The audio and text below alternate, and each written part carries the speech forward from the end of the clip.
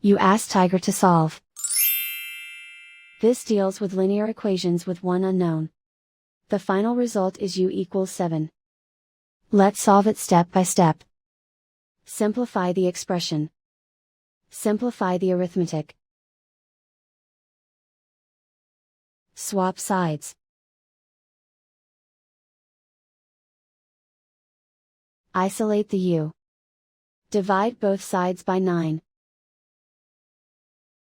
Simplify the fraction. Find the greatest common factor of the numerator and denominator. Factor out and cancel the greatest common factor. And so the final result is u equals 7.